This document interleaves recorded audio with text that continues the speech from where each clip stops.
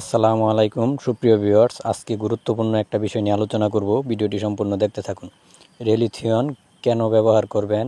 রেলিথিয়ন 10 EC অন্যান্য কীটনাশকের তুলনায় অতি দ্রুত পোকা দমন করে। পুকুরে রেলিথিয়ন ব্যবহার সাধারণত পানিতে থাকা অপ্রয়োজনীয় পোকামাকড় বা অন্যান্য কীটনাশকের নিয়ন্ত্রণের জন্য ব্যবহার করা হয়, তবে এটি খুব সাবধানে ও নির্দিষ্ট মাত্রায় ব্যবহার করতে হয়, কারণ অতিরিক্ত ব্যবহার করলে মাছ বা অন্যান্য জলজ প্রাণীর ক্ষতিকর হতে পারে।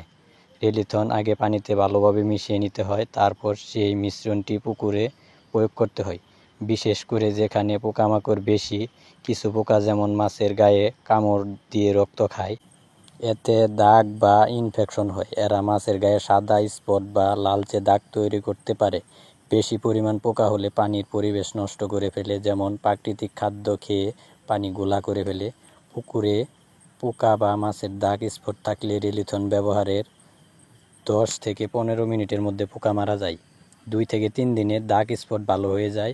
মাছ থাকা অবস্থায় প্রতি শতকে 5 ফিট পানি থাকলে 2 থেকে 3 মিলি হারে ব্যবহার করাই ভালো। সকালে বা বিকালে ঠান্ডা সময়ে প্রয়োগ করা ভালো। প্রয়োগের পরে অন্তত 24 ঘন্টা পর রেণু বা পোনা ছাড়বেন। ভিডিওটি আজকে এই পর্যন্তই। মাছ চাষ বিষয়ে আরও কোনো কিছু জানার থাকলে কমেন্ট করে জানাবেন। ভিডিওটি সম্পূর্ণ দেখার জন্য ধন্যবাদ সবাইকে। আমার চ্যানেলে নতুন হয়ে থাকলে চ্যানেলটি সাবস্ক্রাইব করে আমাদের সাথেই থাকবেন।